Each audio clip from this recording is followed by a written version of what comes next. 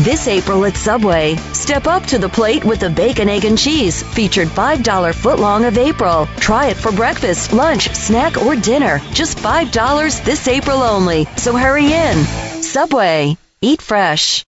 The BS Report is a free-flowing conversation that occasionally touches on mature subjects. First of all, This is the BS Report with Bill Simmons. it might be cool, I don't know. And if it's not, I don't The care. BS Report with Bill Simmons. Bill Simmons works for ESPN. He's also named the sports guy, and he writes a comical sports column. He must be a popular dude. The BS Report. It's got a real dirty sound, like a rusty steak knife cutting through a well-aged steak. Now, Here's Bill Simmons.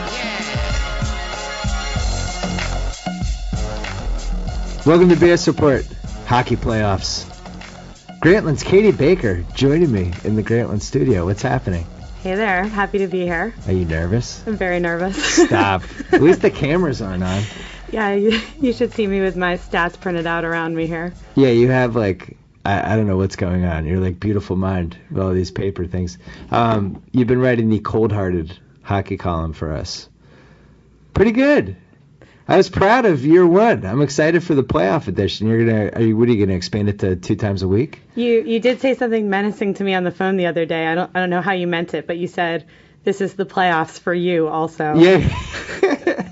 So, I like to I'm put just hoping pressure on the writers. not to choke here.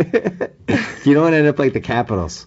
All right, so we have Greg Wyshynski from Yahoo coming up a little bit later.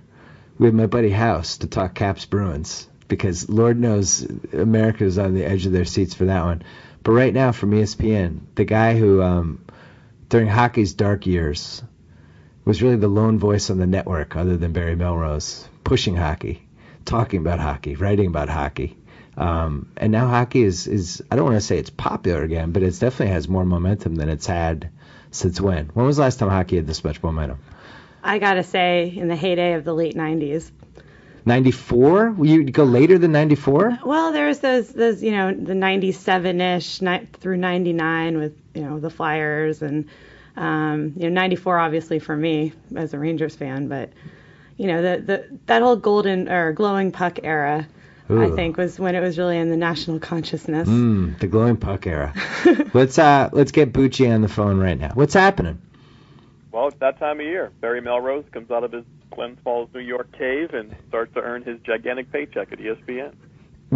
I asked Katie this, I'm going to ask you this. When was the last time you remember the hockey playoffs from a mainstream standpoint getting as much attention as it feels like it's getting this week? That's a good question. I don't really know. It seems kind of the same to me, but I pay attention. I watch every game from the start of the season. Maybe it's the new network, the fledgling cable network that's trying to get traction and pushing it out there more. But it feels good. I think 24/7 helped. I think just the Crosby soap opera, is he back, is he not back, that whole thing kind of helped. The Rangers being good again, that's helped.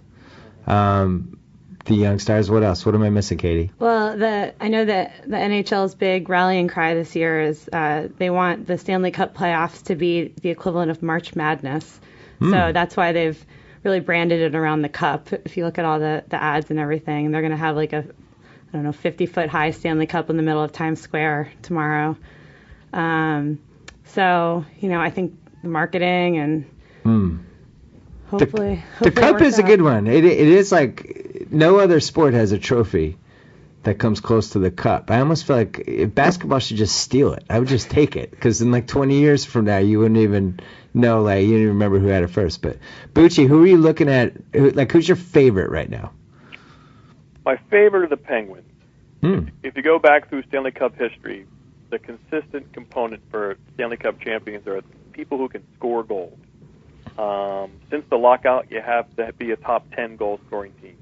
You go back the last 30 years, the last 25, 30 years, the key is to score goals. There have been some exceptions. 2 of the 3 Devils teams, as we know, were well below par offensive teams. Their other cup, though, they were the second best scoring team in the league. But every other team, like I said, you're a top 10 goal-scoring team. So if you look at the top 10 goal-scoring teams this year, it would tell you that either Pittsburgh, Boston, Philly, Ottawa, Vancouver, Chicago, Detroit, or Nashville will win the Cup. That's probably going to happen. Now, there are exceptions, like I said, and so maybe a team like the Rangers or St. Louis can do it, being a well below average goal-scoring team, but the odds are one of those teams will win the Cup. Now, do you feel like Vegas agrees with you? Pittsburgh is plus 350 to win the Stanley Cup, so basically 7-2 odds. Right. The Crosby thing, though, what is he? How many games has he played since he came back? Like, what was it, 14, 15? 22 total this year, I believe. Right. Now, who knows? Like one elbow, and that's it. He's out, and he's playing a team that they have more bad blood with than anybody. Like, if you're the Flyers, do you target him? Like, how far can you go to try to push him around? Well, his vision's so good, and he knows where people are, and now that I think his vision will be extra good. He is so far and away the best player in the league. 37 points this year in 22 games. His points per game just dwarfs everybody else, and Malkin's dwarfs everybody else after that. Right. So, you put those two guys in there, they're by far the strongest team in the league. But I think Crosby, I think a lot of it was conservative healing. I think the neck situation, when that popped up, that was really weird, that all this time he had a neck injury, and maybe that was part of the issue. And I think he's going to figure out how to play, but he has to prove that he can be patient, not get involved in those scrums. But I think he'll be okay in terms of preventing himself from getting injured. But hey, you never know. It's no hockey like this, and it will be a test for sure. And this series will be a huge test. Sometimes when you have these series and everybody talks about how much bad blood there is, and oh my God, teams are going to kill each other, and then it never actually happens. How sold are you on a scale of 1 to 10 on the bad blood situation between the Penguins and the Flyers? I got about 8.4. I think 8.4. Yeah, I think it's a pretty safe bet that Scott Hartnell enjoys doing things to entertain people, and the Penguins certainly will stick up for each other. They have a lot of people up and down the lineup, so yeah, I think you're pretty safe. You're going to see stuff happen at the end of games where the outcome's already determined, and some stuff during the middle. But yeah, for the most part, you're worried about scoring first and winning game one. So game one usually, in this era, will start out, like you said, not quite crazy yet. I think that there should be an over-under set on the number of times someone says the word gutless or classless during the series in a post-game interview. I don't get the gutless word. I don't understand how people go to that so much. What does it mean? It was a gutless. I actually think it takes guts if you put your life on the line like that. Well, that was probably the highlight of the season, right? The sideline, or what do they call it in hockey? You're not sideline reporter. What are you? Between the glass. Between the glass. The poor guy stayed in there as the coaches were yelling at each other. He looked like the kid at the diner whose parents are screaming at each other. He was horrified. That was great. I love that. You just don't get that in other sports, and especially like as a basketball fan, you look at each other cross-eyed in basketball. It's a double technical. And nobody can ever settle their business. And I think that's why I've been enjoying watching so much hockey this year. Like, teams take care of business. Yeah, football had the Harbaugh-Schwartz thing, which was very rare, and it was what a big deal that was. Like you said, we have that in hockey. We've had a lot of history going throughout the years of that happening. Yeah, even like I went to the Kings-Sharks game on Thursday, which was a really good game. It ended up the Sharks won in a shootout, but Clifford on the Kings boarded somebody and got the 5-minute boarding in the first period, and the guy was hurt, skated off. And you just knew in the second period, like, somebody was going to come at him on the Sharks because that's hockey. That's what you got to do. Yeah. Katie, you're a Rangers fan. Penguins, Flyers, who do you hate more in this series? It's tough because I grew up hating the Flyers more than anyone else, but I love Claude Giroux so much that I secretly enjoy watching Flyers games this year. I think I'd rather the Rangers. Let's not assume that they'll make it to face either team, but they do play better against the Flyers than the Penguins, I think. And so I'd rather see the Penguins get knocked out than the Flyers, as sacrilegious as that feels to say. Bucci, I know your answer. You're a Bruins fan. I love all 30 teams equally. You know that, Bill. Stop it. Since I became host of the Emmy-nominated NHL Tonight in 1998. So. Stop it. There's only one team in this matchup that crippled Cam Neely. And that's all I have to say about that. I will always hate the Penguins. Even when I stopped watching hockey, I still hated the Penguins. Just even telepathically, knowing what was going on with them. So give me you like the Pens in the East. How about the West? Like I said, if you can score goals, you're dangerous. Now, this could be one of those years because the NHL clearly is letting more stuff go. Scoring continues to plummet. It's gone down every year since the lockout when we kind of rebooted the sport. Now we're back to allowing a little bit of tugs, a little bit of hooks, a little bit of holds. And if that's going to be the case, then you look at the teams who are great at preventing goals, and that's St. Louis and the Rangers and Vancouver and Boston. And like I said, then you start to intersect. You get to those teams who do both: Boston, Detroit, Vancouver. Those are your big three teams who can do both: score a lot and prevent. So those now your cup kind of looks between those three. And then to answer your Western Conference question, again, that's where Vancouver is such a strong team because they can do both. And I would have Vancouver as my favorite to repeat as Western Conference champion. Vegas agrees too. They are 5-1. The Blues are 8-1. If you dip down here into the 20-1 range, the San Jose Sharks. Why couldn't they be a sleeper? I just think they're toast. I think their time has come. I think the expiration date, I think that banana is bruised and black now. And they certainly have stuff. They got Joe Pavelski and Logan Couture, the guy you mentioned who was bored in the LA game. And they have some gold. Anthony Niemi's won a cup, so and Joe Thornton, Patrick Marleau could go crazy. But I just don't see them. And they finished strong. They won their last 4, but I just don't know. I think their time has passed. What about the team that is a 1 or a 2 seed, and we know in hockey the 1 and the 2 seeds can somehow get shocked in round 1? Who is the most likely candidate to get sucker punched? In both conferences? Either. Give me one. Well, again, LA was my preseason Western Conference champion pick, but I look at their goal totals, and they're the only team who didn't break 200 goals this year. They have such a hard time scoring goals. I just don't know if they can do it. Jonathan Quick, that reason alone, he maybe should win the Vezina, although I got Henrik Lundqvist winning it. But I root, like I told you, I root for my predictions. That's what I root for. That's one of my predictions, so I'm rooting for the Kings. But it's so difficult. The Rangers play Ottawa team who can score a lot. The Bruins play a capital team. I know some of Bruins Nation is afraid of Washington. I don't think they should be. I get, and St. Louis is a bit of an issue because, like I said, they can't score goals either. So, and we play overtime games, so you can't accumulate these points, and that's why goal scoring is so important. I think throughout the years because we play overtime, and eventually we have to have a winner, and usually it's going to be the team that can score. It's better at scoring goals, and so that's what usually happens. I think St. Louis, I saw more Western teams than Eastern teams could just having King season tickets. St. Louis, to me, it's hard to me to believe they're a 2 seed, just from what I witnessed. Mm-hmm. Like, they didn't... Sometimes, like when the Penguins showed up, it was just clear they were good. Like, you could just sit there in your seat and go, all right, that guy's really good, and this guy's good. And the Blues, to me, I didn't totally see it. I'm not sure exactly... What was I missing with the Blues? Well, they're just a total defensive team. Ken Hitchcock, they got him in the middle of the year, which is probably a good thing. Like you said, they don't have a lot of offensive flair. I mean, their leading goal scorer was their best defensive centerman, David Backett. Other than that, there's just a lot of, 15 to 20 goal scorers.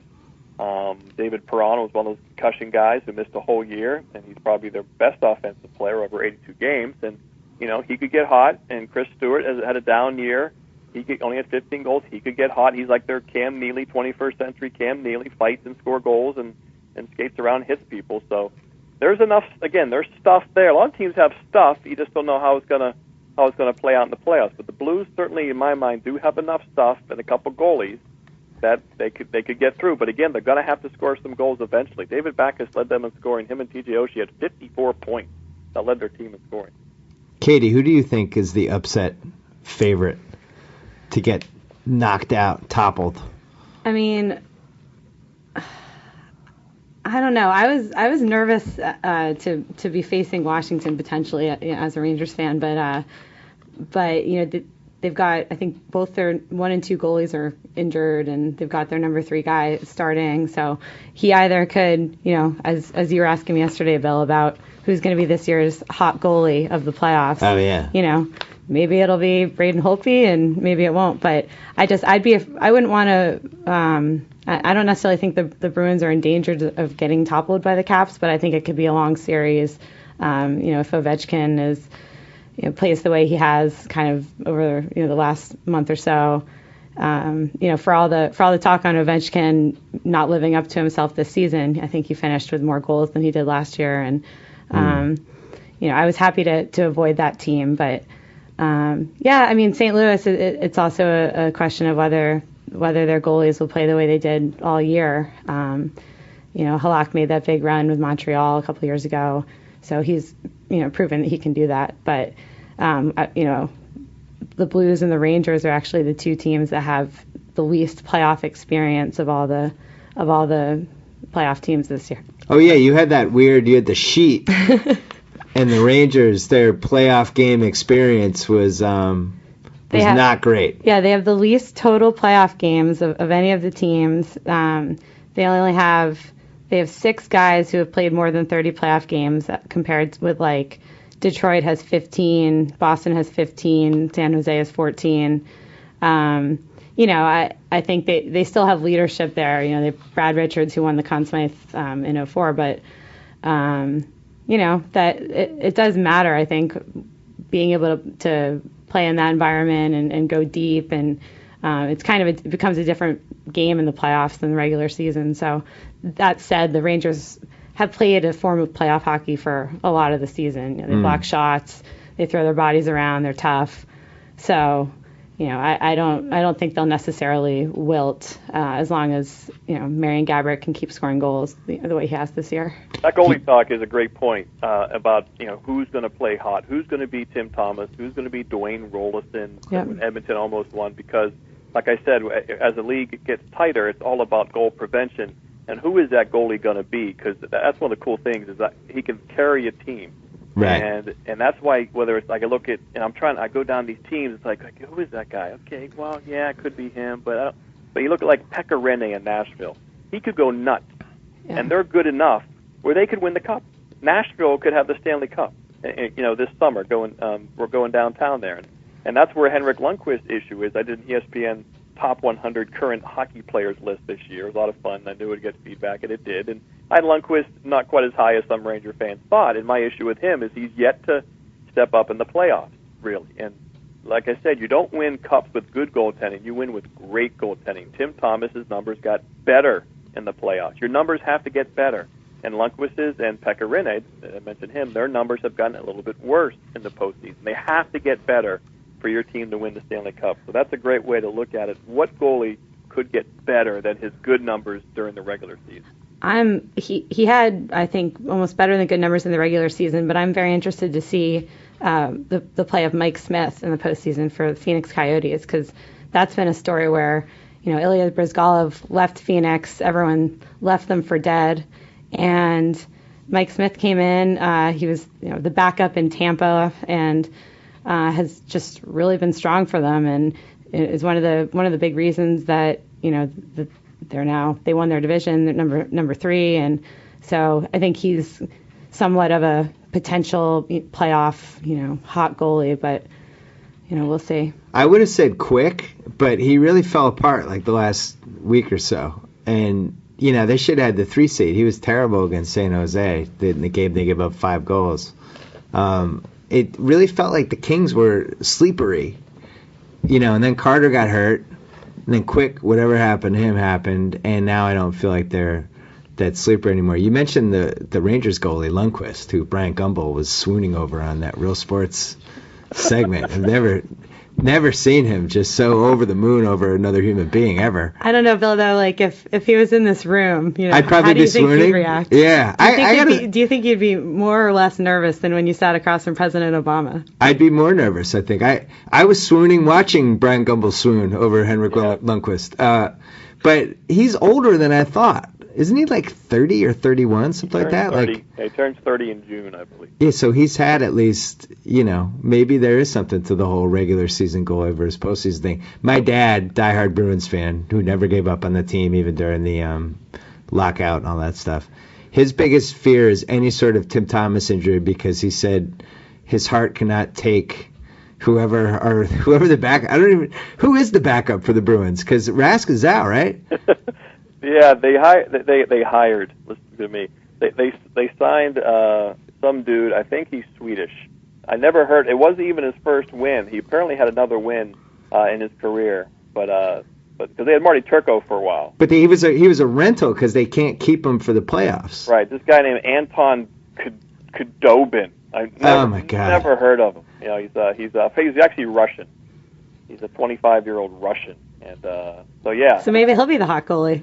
Well, yeah. My dad is like secretly frightened that one of these teams is just going to repeatedly send somebody flying toward the net at Thomas and try to. Maybe. Did you see? I don't know if it was today or yesterday. Someone asked as innocuous a question of Thomas as you could about the White House mess, which was.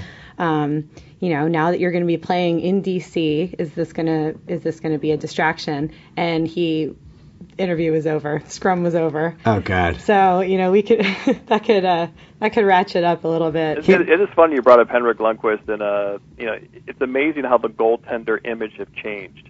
Yeah. I mean, he's like a dreamy Swede who wears skinny ties. And when we were growing up, Bill, we had Gump Worsley and Jerry Cheevers. Yeah, Those were our male model goaltenders that we had. Goalies are supposed to be dumpy. That's what I grew up. That's why Tim Thomas kind of fits the mold of just like he just seems like he's just be hanging out in a sweatshirt at all times. But now they're ripped. They're like 185 pounds. They're the best athletes on the team. They can put their feet behind their heads. They can go in the balance beam.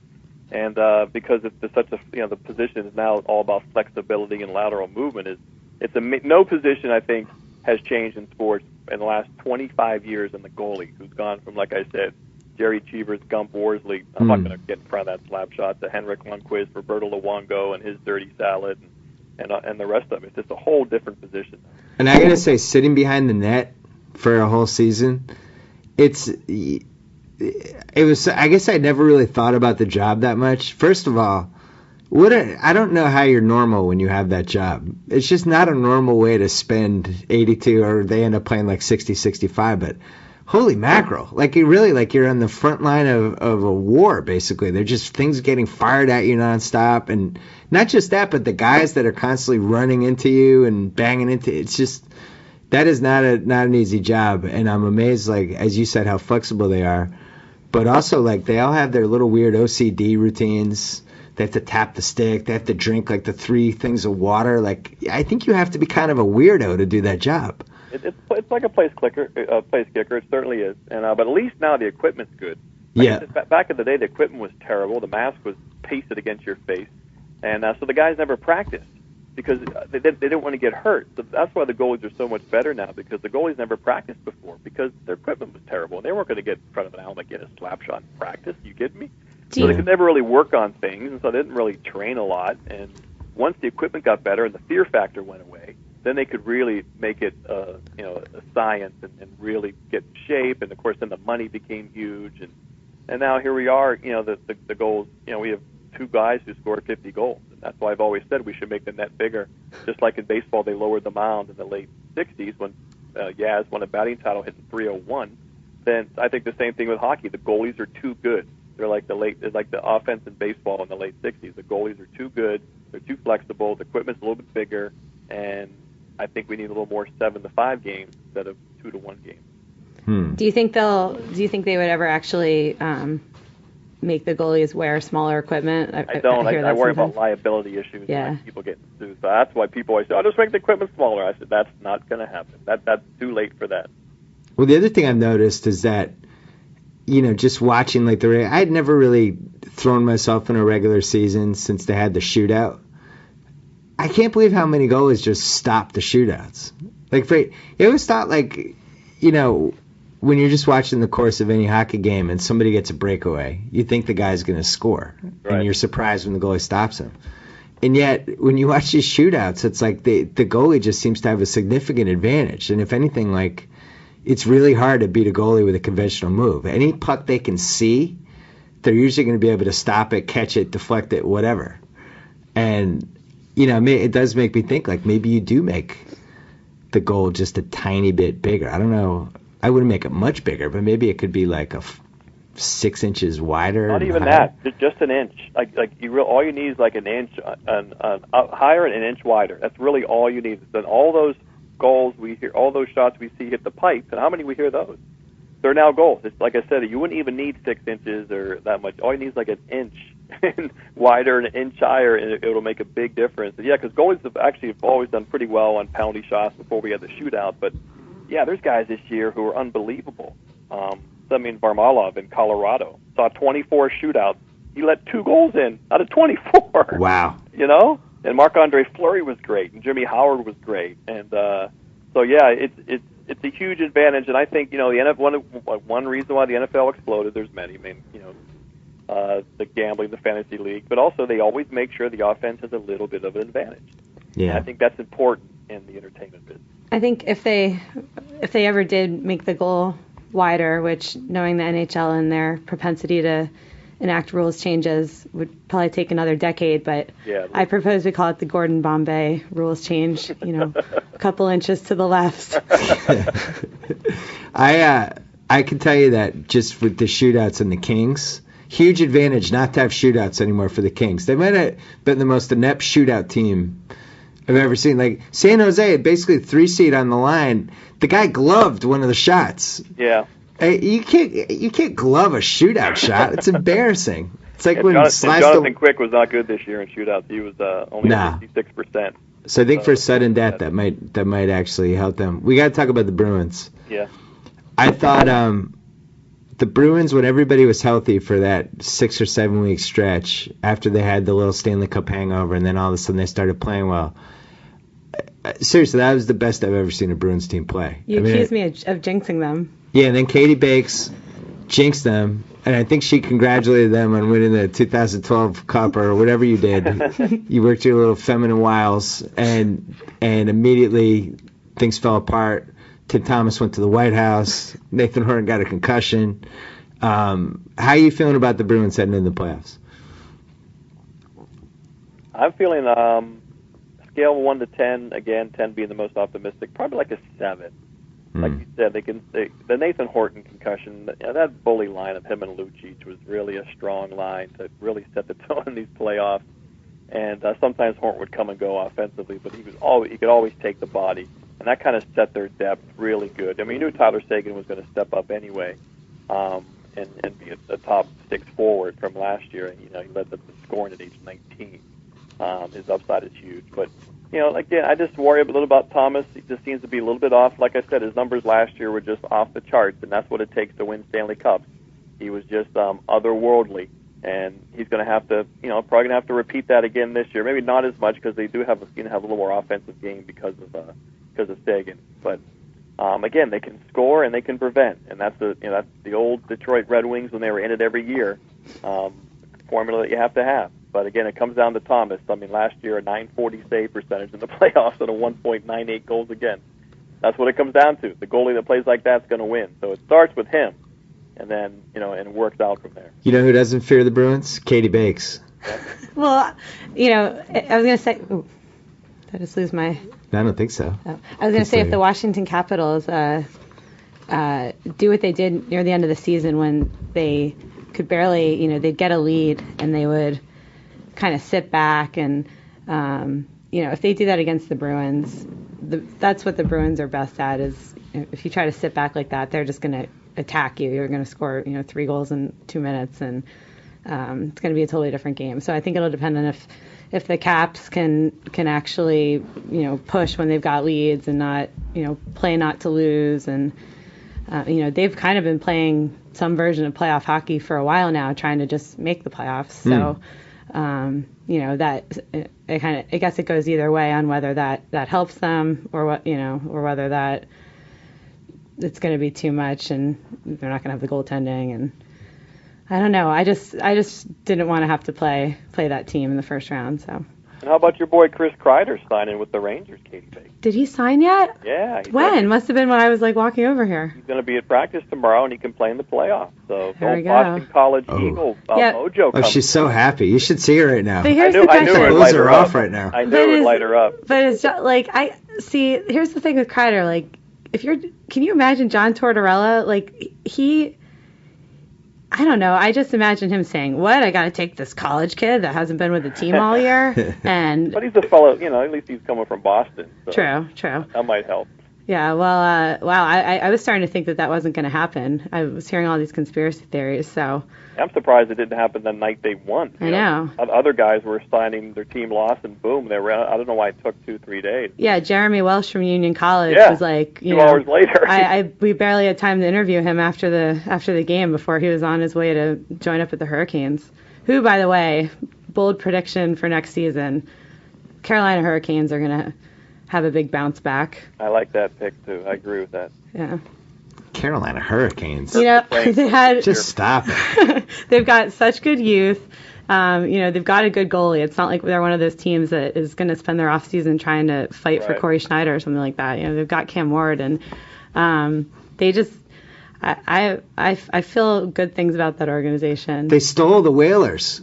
They did. And do you know the Whalers, by the way? I think I don't remember the stat. This sounds like something that you might know, Bucci, but they're in the top 10 of team merchandise logo, sales. The Whalers are? The Whalers are. Yeah, they are. Well, they kind of reintroduced. I think there was a licensing issue until last year. They really weren't allowed to make stuff, or people weren't allowed to make stuff, and all of a sudden they relaunched. And so since then, it's everywhere because it's all brand new stuff, and people are plucking it up. I gotta say, it's kind of a shame that Hartford that they had to leave for a variety of reasons, but the ESPN component of that could have been really interesting.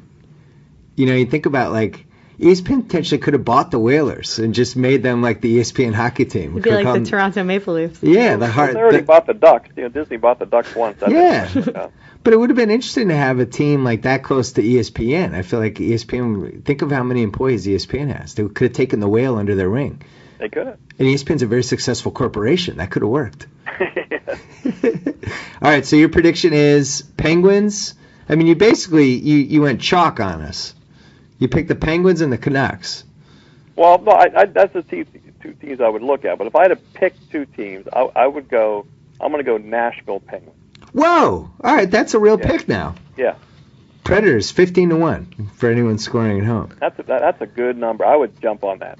So you like this the Russian guy who randomly showed up with 20 games to go in this season? Alexander Radulov. You think this guy's a potential pushes the envelope a little bit? He's the real deal, and they got good character, and they got excellent coaching, they got good defense, they got a goalie. They just got to score a little bit.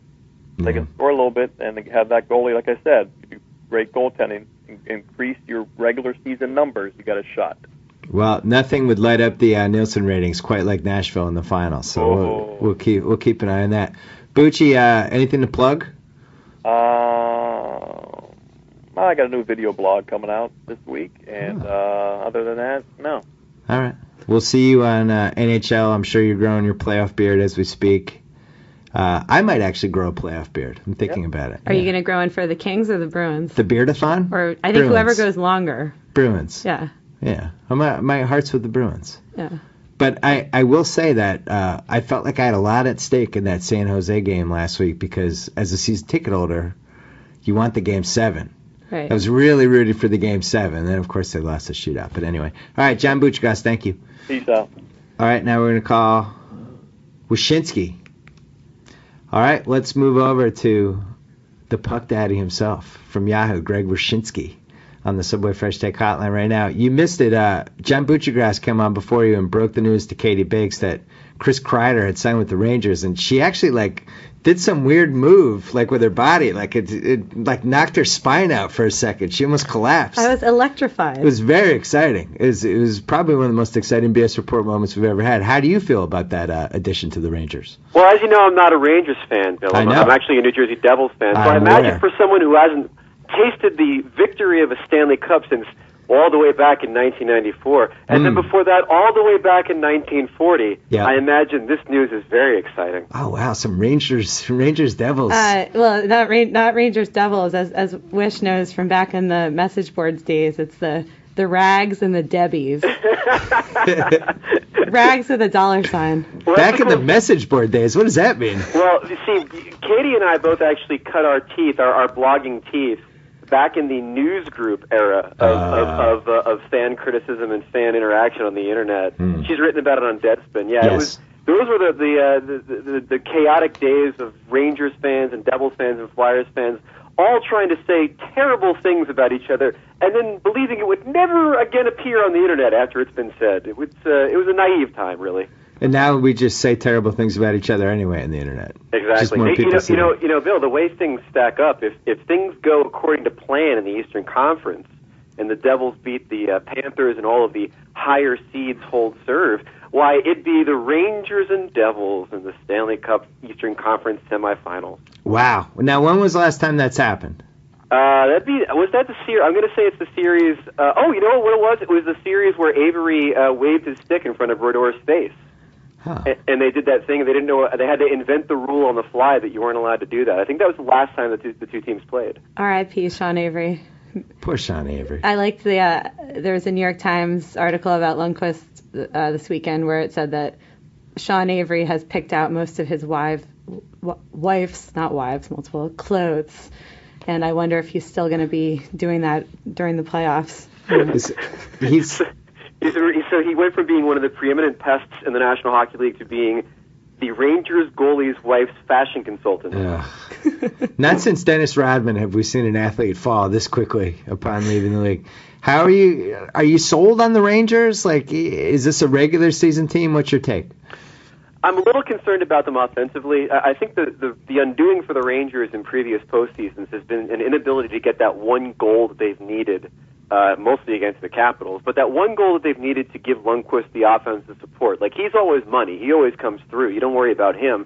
You worry about them offensively. And I guess the other concern about this series for them against Ottawa in the first round is Ottawa's got a lot of speed. They're a little spunky team. They could be tough to defend with some of their offensive players. And then they also have some goaltending, too. I mean, Craig Anderson's a dude who had that ridiculous game for Colorado a few years back where he stopped like 50 shots and was crazy good.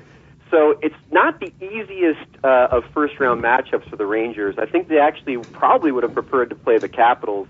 They know them a little bit better, and the Caps are, I think, ripe for the picking. So it'll be I think more of a challenging first-rounder than people think.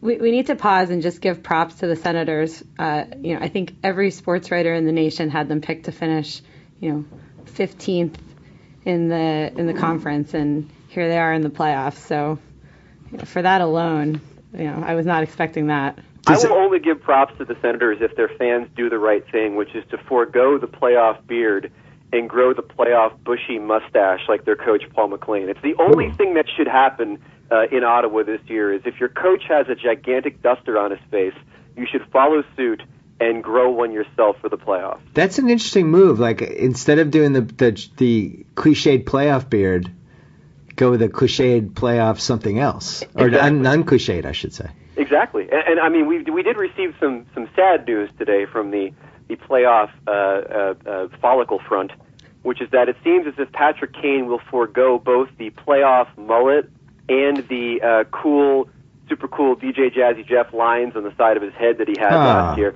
He has decided to forego all of this because the Blackhawks did not find success with that look. So I don't know if that means he's going to go with something different. Maybe he'll do the Gumby this year. I don't know. But, there will be no party in the back this year for Patrick Kane. I want to see a team do the horrible college hockey bleach your hair bright yellow one of these years. I don't remember that happening before. Minnesota did it. I think Minnesota Duluth did it the year before, where their hair turned that horrible. It's like the color of the shirt Bill's wearing right now. Yeah. And I thought about, like, if I were their mother, I would be so angry that all these championship photos are being taken with their sons looking like criminals. So essentially what you're saying is you want the LA Kings to do that. Right, they've already got Jeff Carter. Yeah, that'd be the team with Jeff Carter. Right. The last thing they need is to be more soft.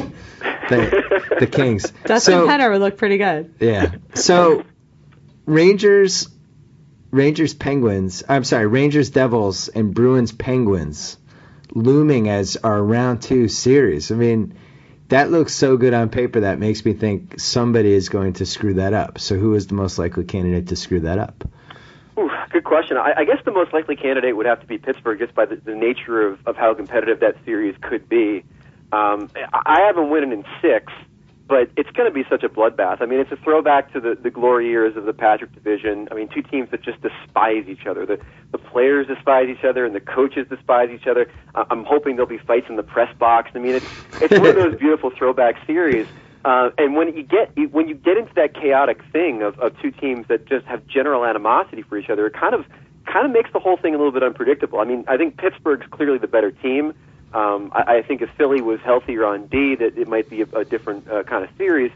But when you have this aspect of hate, and when you've got guys on Philly's side like Scotty Hartnell and players like that are going to be doing every extracurricular thing after the whistle that they can to get the Penguins off their game, it really does kind of throw it in a little bit of chaos. I like the Bruins against the Caps. I think of the 3 teams, the Caps could have played the Rangers, the Devils, and the Bruins. I think this is the worst matchup for them because not only can the Bees throw out Chara and Seidenberg against the Ovechkin line, they can also throw out Patrice Bergeron's line against them too. And considering that Ovechkin's line doesn't exactly play a lick of defense, at times at least, or so it would seem, I think they're going to be able to counterpunch the Caps pretty good as well. So to me, it could be a long series, but I think it's a series where we'll see the Bruins come out.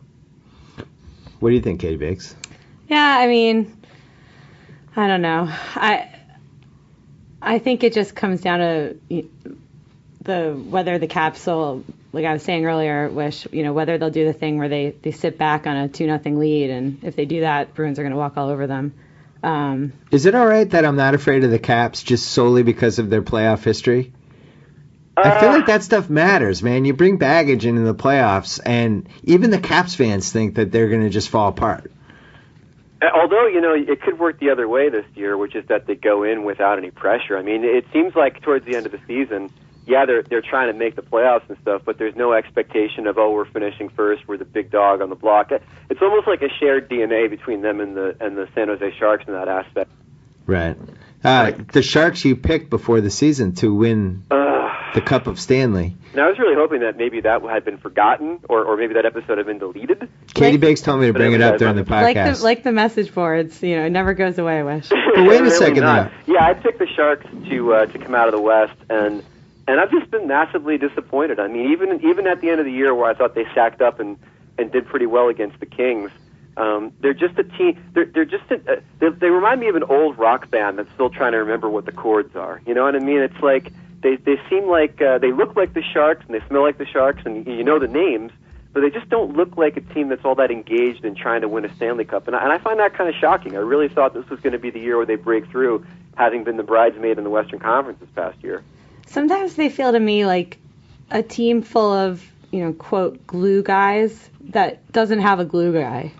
It's, you have guys like Joe Thornton on the team, and they just don't have that cohesive feel. I moved to San Francisco, and I was all excited to watch all these Sharks games, and they didn't grab me very much this season, and I haven't been able to put my finger on what exactly it is. I love Logan Couture, and I don't know. I just, all season long, it's just Todd McClellan's been kind of under the gun, and what's Doug Wilson going to do, and I don't know. But that said, that could be exactly the reason why they come on and play St. Louis, and they have more playoff experience. If we're going to say that's a big indicator. Yeah, it's a tricky series. I mean, in 2 aspects. The first being that the Blues, the playoff experience thing with the Blues is tricky because, like, on the one hand, you got so many young players. On the other hand, you got Hitchcock behind the bench. You got Langenbrunner and Arnott. You've got Backus with the Olympic experience. You've got some guys that have been around the block a little bit, but they're not the Sharks. I mean, the Sharks played for a conference title last year. You got some real veteran guys in that team, and you almost feel like there's a teacher mastering the student kind of aspect of the series when you look on paper and see how much experience is on one side and how little of it is on the other side as far as the playoffs go. And the other thing is the scoring. I mean, at the end of the day, the Sharks are still a team that's got Thornton and Marlowe and Pavelski and Couture, and in Pavelski and Couture's case, guys that don't choke in the playoffs. So you wonder if the Blues are going to be able to augment what is by far one of the best defensive teams we've seen come down the pike in years in the NHL with the proper amount of goal scoring that they're going to need to get past the first round series with San Jose. I'm picking the Blues. I don't feel good about it. One, because I picked the Sharks earlier this year, and if they lose, I look like an idiot. But I also don't feel good about it because there is that sort of disparity in experience. Well, the guy who knows considerably less about hockey than either of you is about to make his big sleeper prediction for round one. And that's right. It's the San Jose Sharks. I somehow saw them 3 times in person this year, and I like the Sharks. I think they're a late bloomer.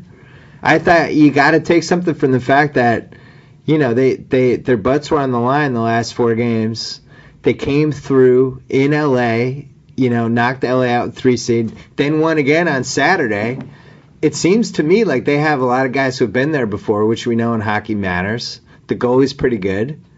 Like, why not? One of these things. And I also saw the Blues in person, and as we said earlier with Bucci, like, it was watching them going, who are the good guys in this team? Sometimes I text Katie Baker during the game, like, is this guy good? Like, and nobody in the Blues stood out to me, and it just seems like if there's an upset, this one feels like, to me, this could be the upset. Yeah, it could, but I also think there's something to be said about the Blues as sort of like a cohesive unit. I mean, they've got a lot of players that have kind of come up together. They're not huge names, mainly because you need, in order to be a huge name, you usually have to have some playoff success or finish first in scoring or something like that. But they're a good cohesive team, and the other thing about them is that they dominated San Jose in the regular season. They just dominated them. It wasn't even close. Do you buy into that? Do you care about that? Do you think it matters? I do from a strategic standpoint. When there's such a huge lopsided thing, and if nothing has changed all that much dynamically, like the Sharks didn't go out and land themselves some huge name at the deadline that's going to somehow invalidate the previous games against St. Louis. I've seen enough out of those games to know that St. Louis is doing something defensively that's monkeying with what the Sharks want to do. It's messing with their process a little bit. And the other thing about St. Louis is that they're healthy for the first time. Like they are a fully armed and operational battle station at this point, to the point where their chemistry has actually been messed up by it because they've had to fit all these guys back into the lineup that have been out. San Jose, meanwhile, has been scratching and clawing to make the playoffs with a veteran team. So I almost feel like there's going to be a difference in energy level when you got the Blues that have had this thing wrapped up for a bit playing at home, and the Sharks having to fly across the country to St. Louis after coming down to the wire just to make the cut. I like this. All of this sounds very logical, and that makes me like my Sharks pick even more. Because you know hockey's not logical. It's not. There's going to be weird stuff that happens every round. The other Western Series, so the Canucks are the biggest favorite, minus 225 against the Kings. Blues are minus 165 over the Sharks.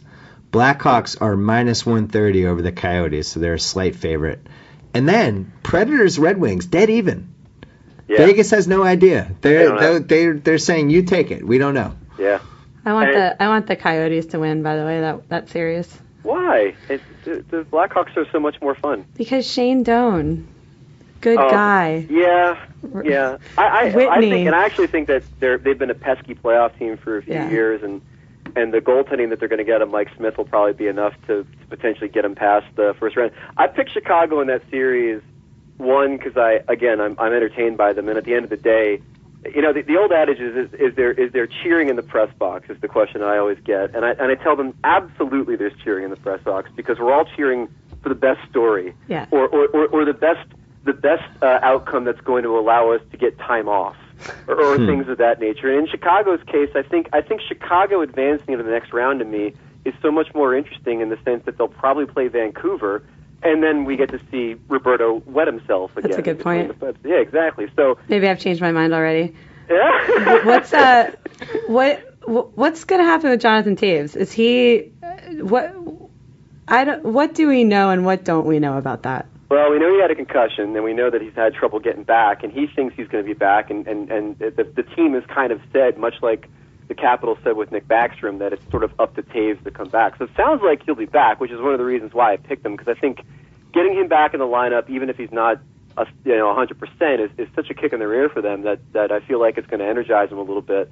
So I don't feel confident about the pick because I think that Mike Smith could be one of these goalies that goes on a run He's been so good, and lately he's been ridiculously good. I think he had 3 shutouts in maybe his last 6 or 7 games. So I'm not confident about the pick. It's a pick that I've made for my own edification, really, for my own entertainment value, and mainly because I find a Chicago-Vancouver series so much more compelling than like the Coyotes and like the Blues, let's say. Buccigross liked the Predators and picked them to make the finals. Do you buy that one? I buy it, but I'm not buying it, and for one reason, which is that I'm a sucker for old people, and I'm also a sucker for teams that feel like they've been overlooked and snubbed. Whoa! That's the Phoenix Coyotes, first of all. But continue. Yeah, no, that's true. But in this series, it's like the Predators are the new hotness, and Detroit's old and busted. And I remember at the beginning of the season thinking, boy, it's going to be really cool to see how the hockey world rallies around Detroit as their window of opportunity starts closing because Lidstrom's this old and Holmstrom's in his last year and everybody else is getting older. And it's almost like everything of that nature has been pushed to the sidelines in favor of this meme of, well, here are the Nashville Predators. They broke their maiden last year and won a playoff series, and now they've been loading up for a cup run, and here they are, and they will vanquish the Red Wings. The comparison I made on our podcast today was, it's like when Bret Hart wrestled Shawn Michaels, and you had to have the champ lie down for the new kid. And I think that's what people see here is, I don't know if it's going to be a Montreal screw job, but you're seeing, I think people thinking that it's going to be a torch passing moment where this crazy good defensive team in Nashville moves on, and Detroit is sort of pushed to the wayside to let the new era of playoff contenders pass through. What you just described happens at least once a year in the NBA playoffs, and in fact happened last year with Oklahoma City and Dallas, where everybody was just ready to give the torch to Oklahoma City, and then the old guys from Dallas won. And actually, I'm hoping this year with the Celtics that might happen in a Celtics-Bulls series, if it's Celtics-Bulls round 2. Yeah, and I just don't trust it. I mean, it's the reason I'm picking Detroit is that the idea of these guys going into a series where they're the underdog, and Mike Babcock, who I think is the best coach in hockey, going into a series where he's an underdog. I mean, this is a guy with a master's, I think, in sports psychology. And you're going to allow him to come into a series where there's less pressure on this team than there is on a team in Nashville is a remarkable little case study for me. But, it's funny. In some ways, both of their windows of opportunity are closing. In Detroit's case, it's because they're getting older, because guys are going to start retiring at some point. In Nashville's case, because their 2 best players, Ryan Suter and Shea Weber, are both headed to varying degrees of free agency. And so the immediacy is, win now with those guys, or else maybe see at least one of them leave.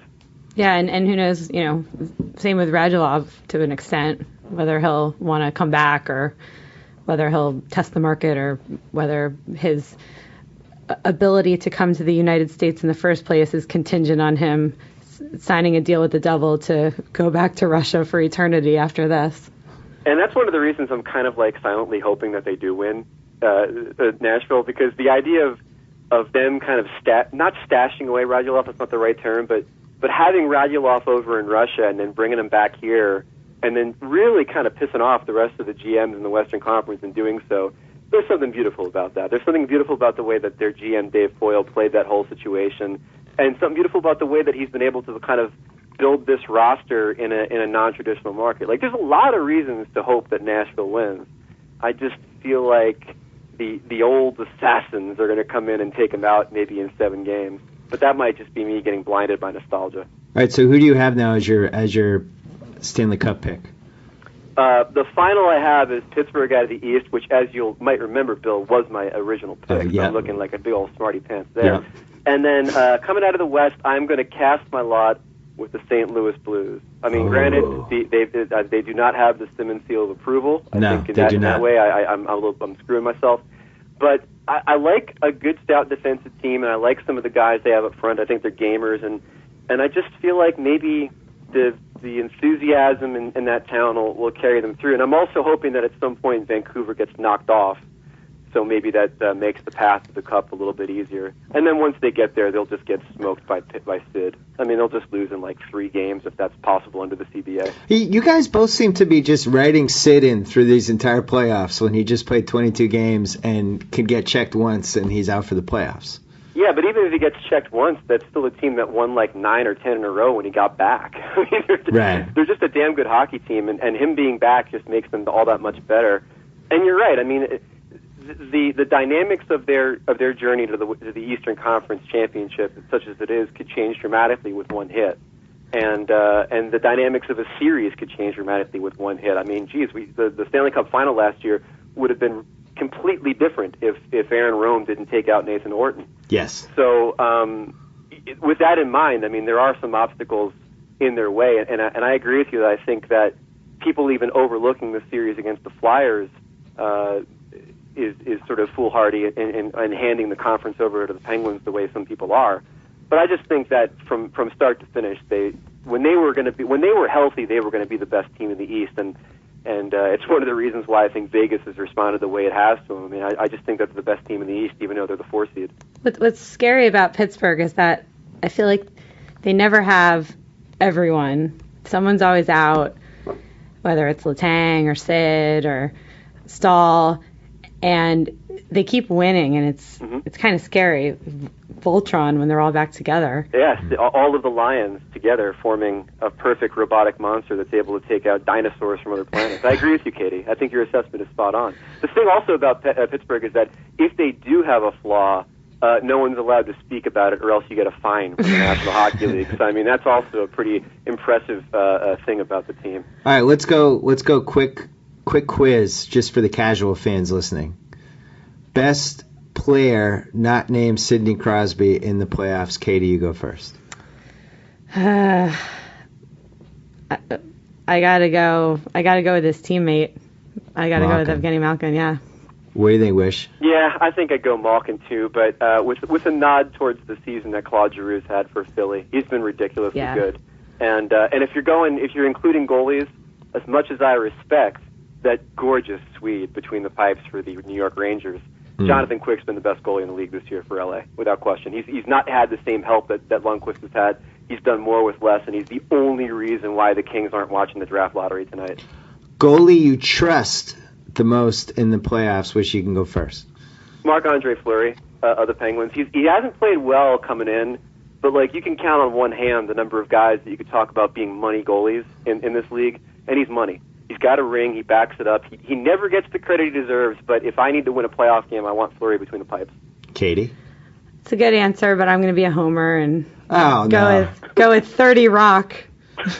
Yes. And by the way, credit to NHL.com's Dave Lozo, of course, for coining that nickname. Brian Gumbel is very happy you chose that. Best old reliable warrior in the playoffs. Has to be at least, I'm going to say, 32 years old. Grizzled vet. Probably has facial hair already. Katie? You want to go second? Or pass this off? Yeah, Wish go first. You'll pass on this. I'm still thinking. I will take Thomas Holmstrom of the Detroit Red Wings. I don't know how reliable he is because he's not very swift of foot. His numbers have certainly declined. But the idea of the Red Wings being able to deploy a player with such a large backside that it actually has its own gravity in front of an opposing goaltender is such an impressive thing. And to the point where you will see penalties called, not because Holmstrom bumped the goaltender, but because the goaltender was actually drawn to his backside by that gravity during a certain play during the power play. It's amazing. While I want to go with Ray Whitney, I'm going to say Zdeno Chara. Oh, thank you. You're Appreciate welcome. that. Hey, I have a quick question. I'm not done with word association yet. Okay, let's do that first. No, do your quick question. I just want to know how short Luongo's leash is going to be. Oh. Like, down 3-0 and, late in the first. Does he get pulled? And then once pulled, does he ever go back in? See, it's an interesting question, and I think that it's applicable to later rounds. Because unfortunately for the Kings, they don't play in Boston or Chicago, so Luongo should be pretty good against them. But when you get to a series against Chicago, like let's say in the second round, I think the cool thing about the Canucks this year is that I no longer feel like they're beholden to Luongo. I think the politics are out the window. Last year they had to stick with him. He's the franchise guy. They owed him something.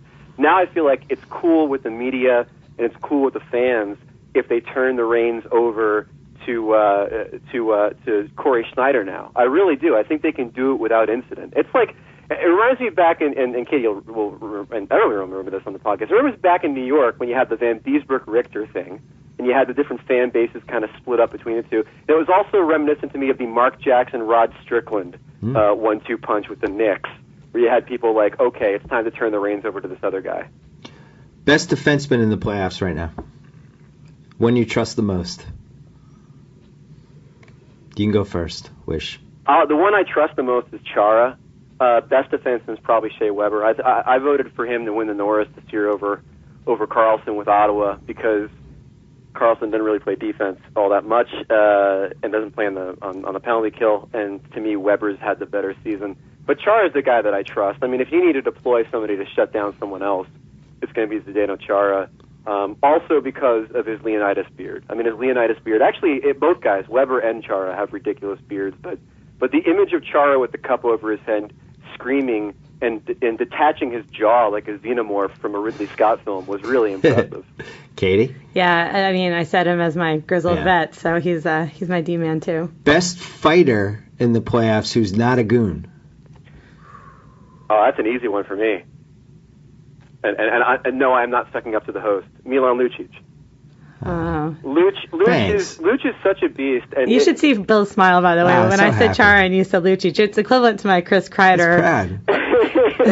Lucic is such a fantastic fighter and such an intimidating force. And what you're seeing now with Boston, because they won last year and because of what they've been able to do to teams this year, specifically the Buffalo Sabres, is they've set the mold now. And if you listen to Brian Burke's press conference today up in Toronto about the Maple Leafs, it basically could be boiled down to one thing: we want to be the Bruins, which is easier said than done, and more than ironic considering when Brian Burke was the GM of the Ducks and they won the Cup, everybody tried to knuckle up and be like the Ducks, and they found out, we don't have the same kind of caliber of players that they do, so we're going to fall short. So it's sort of weird to hear someone trying to ape the Bruins with the knowledge that you can't just go out and find a Milan Lucic who can score 30 goals and knock someone out with one punch. It just doesn't happen. That was one of the best moments of the season when he ran at the Buffalo goalie, and it was like a big deal, and then they played in Buffalo, I forget how many days later, and Buffalo had to send the obligatory guy to try to kick his ass. And Luch just killed them. And it was like, all right, thanks for sending that guy. Anybody else want to try me today? No. It was a defining moment of Buffalo's season. They lost everything on that play. Their identity, their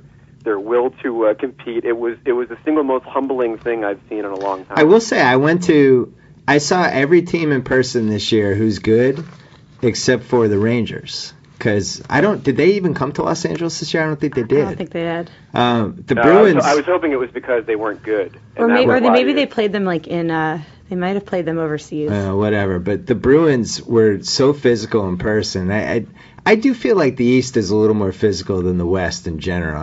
I don't know if you guys agree with that, but the Bruins came in and just. Like, you actually kind of felt a little bit bad for the Kings. Like it took them like a period just to figure out how to handle what was going on, and then they rallied back. But it's such a big, physical, bruising team. It's everything like that the city of Boston just would want in a Bruins team, I feel like. Yeah, well, I mean, I'm based out of Washington, D.C., so I just found out there is a Western Conference.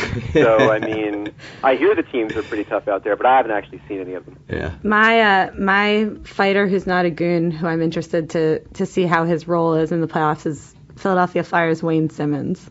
There you go. Yep. Good choice. He's good. The Kings fans miss him. Yeah. This is a very important question. And I'm going to say you don't have to say Brad Marchand. Best pest in the playoffs. Marchand off the table. Marchand off the table, and I think he should be off the table because he's on notice. I mean, the Brendan Shanahan came down and gave him that suspension for the hit on Salo, and I think that was a wake-up call that he's not going to be able to low-bridge anybody in these playoffs. He's not going to be able to lay on a Swedish twin and just punch him in the face. I think he's on notice. So with that said, I resent those comments. With that said, the best pest left is, I mean, if you're going to talk about a pest, then you obviously have to go to where the pests live, the hive of the pests, the Vancouver Canucks. And I'll take Max Lapierre for the sheer fact that man, I'm pretty sure, would do anything. He's the only player in the NHL that I think would actually at some point take a foreign object out. It would be it a hammer, be it brass knucks, be it something out of his hockey pants, and just go to town on someone, and then hide it quickly, throw it into the crowd like a heelish wrestler would.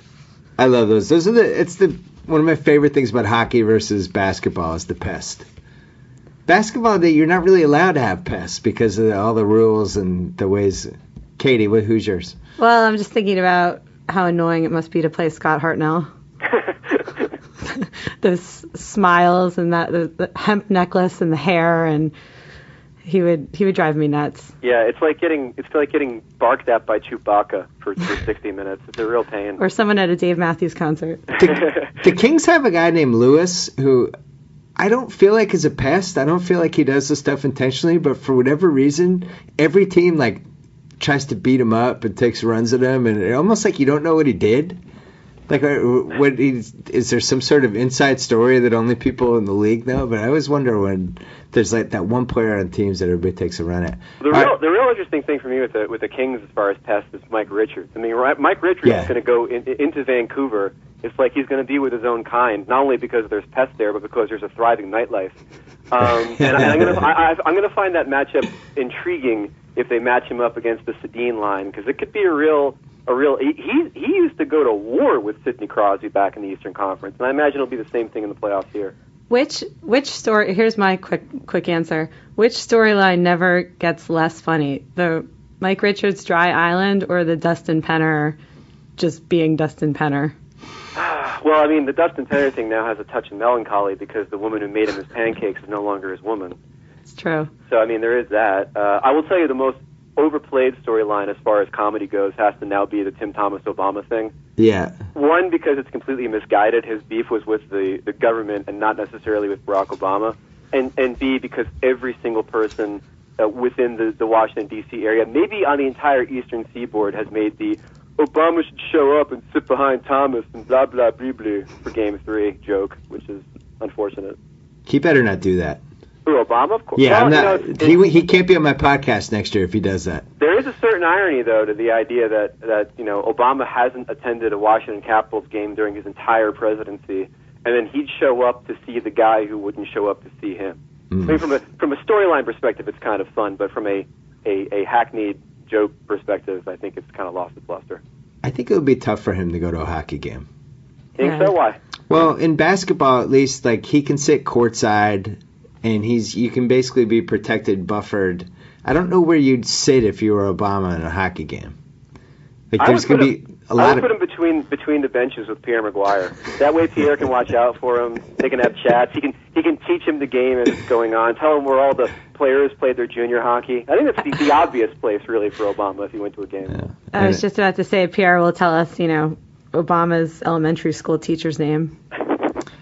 And. On that note, we're letting you go because I know you're writing. How many words do you think you'll write during the playoffs? Oh my God, 250,000. It might be pushing 250,000 for sure. It's fun though, man. Like it's the best time of year, and on Puck Daddy, I mean, we'll do the chats for every Game 7. We'll have coverage throughout every day, throughout the weekend. It's just going to be cool. And the other cool part is that, like, because of the way that we do the blog, it's not simply just watching the games, the analysis. One of the single most popular stories we've ever done was out of the playoffs last year, where a Tampa Bay Lightning fan fought against his homeowners association to put a lawn sign up to support the team, and then found some tricky way. He pretended the lawn sign was for a local security company that didn't exist, and that's how he got around the HOA rules. So it's like the little stories like that on Puck Daddy that really, I think, are what make the playoffs like a different animal and really special for us. Well, thanks for everything you do. Between your blog and Katie's column, it was a lot easier to get back into this regular season, which I really enjoyed. So thanks, and we will check in with you during the playoffs. Well, thank you, Bill, and thank you, Katie. All right, take care. Take care. All right, last but not least, it's not often that a Washington team and a Boston team get to play in a playoff series. In fact, I'm not sure it's happened since, like, when was the last time the House? House from the Line. What's happening? You're with Katie Bakes and myself. Katie Bakes! Hello! Yeah. When was the last time a Washington team played a Boston team? I mean, it's really one of the worst city rivalries in sports. It's probably Bullets, Celtics in that Jeff Malone era. Oh, yeah. Bakes points out in 98, the Caps beat the Bruins 4-2. Yeah, which that's right. I think was like it was early Joe Thornton. The Bruins kind of wanted to. Boston was trying to pretend to be back in the Bruins, but it never really took on. Well, that was the year that the Caps made the Cup. No, would you make it 98 or 96? No, we made it in 98. Oh, well, there you go. So we lost to the eventual Cup representatives. And then there was a Celtics Bullets in 1982, I'm going to say. That's what I was jumping on. I was going all the way back Frank there. Johnson and Gerald Henderson got in a fight. That was fun. You're a Caps pseudo season ticket holder, or you share. But that's pseudo. They have my money. There's nothing But you pseudo share about them, that. though. You're like me with the Clippers. Don't you go to half of them, right? Yeah, some number, not quite half. At what point did they make you buy the playoff tickets? Was it during some horrible, after 3 losses in a row or something like that? It was after Game 1. It was in October. How you feeling? You haven't been crazy about this Caps team. Well, I feel as kind of measured and cautious as I've ever felt about a Caps team. The previous 4 years have been all irrational exuberance and excitement. We've come in hot, leading the league, scoring the most goals every year, leading the league in points, in wins, and the whole thing. And the expectations have been completely unfettered. This year, no expectations. They went through a coaching change. They went through serious injuries to 2 key guys, and they've attempted to transform their playing style into something that looks to an uninformed observer like me like kind of playoff hockey, as opposed to the high-flying, goal-scoring, offensive juggernaut they were the previous years. But who knows how it'll translate when things get going on Thursday. Plus, you lost Bruce Boudreau. I know. It's He left. disappointing. The best coach, Bruce Boudreau. Love that guy. He's going to bring Anaheim back to glory.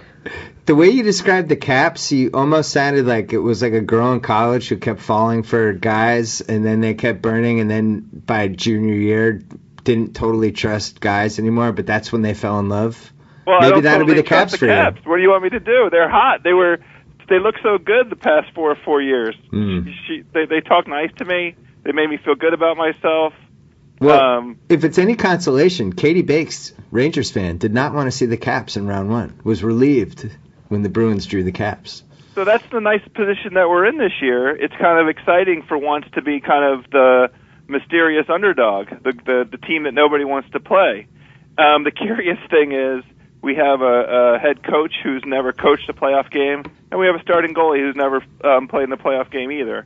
Ooh. So, and what did he have, seven games this season, I think? Who, Holtby? Yeah. Yeah, I mean, he played some last year also. He's played in the NHL before, and he's been pretty good, but who knows? Yeah. We had Puck Daddy on before you, and he was surmising that there's a big internet joke that he's already tired of about Obama showing up for Game 3 and sitting right behind Tim Thomas. I love it. I think it's great. I kind of like it, too. Obama, it's an election year. That would be kind of a funny election move by him. Well, I hope that there are 15,000 Obama masks in the stands at a minimum. If Obama can't make it, I hope, 15, 18, 20,000 people show up in masks. Mm. And you're happy with how Ovechkin's playing, right? Yeah, I mean, he did what he had to do, which is put the team on his back the last 15 games and get them into the playoffs. I mean, it's still kind of an open question what happened during the regular season with him, between kind of what looked to be attitude issues and maybe fitness issues, but he sure as hell put them on their back when it got down to crunch time here. There were enough issues that you were convinced that he was throwing games because of the Russian mafia. I remember you emailed me that over and over again. You're very concerned about this. Well, Prokhorov is right up 95, Interstate 95 here. I mean, it's not a long ride. Prokhorov sends his boys. He could send his boys down here. All right, so are we going to taunt each other during this series? How do you want to play this? Yeah, I mean, we could probably do some emailing, some taunting. I definitely want to get a wager going. Should we? Well, you have to give me some odds, though. I'm glad you brought this up. I'll give you one hot dog for every 3 you give me. The Bruins are minus 220 favorites, and the Caps are 2-1 underdogs. So it's basically 2-1. Yeah, 2-1. So that's 2 steaks for me and 1 for you. Well, so when we go out to dinner, you eat twice as much as me. So maybe that'll just be the dinner. We'll just bet dinner. That's kind of a natural thing anyway. Yeah. All right. So we'll just bet dinner, which evens out because you eat twice as much food as I do. Perfect. All right. Say bye to Katie Bakes. Bye, Katie Bakes. Thanks, Katie Bakes. You're welcome. When'd you call Katie Bakes. Should be up tomorrow. All right. Or I guess, when is it today? Wednesday. Yeah. All right. We'll check out your call. Yeah. Thank you Thank for you. co-hosting. So I get to sign off. Whoa! Thank you for downloading the BS Report with Bill Simmons. Too much fun. Check out more podcasts at the iTunes Music Store or at Podcenter at ESPNRadio.com. Peace out.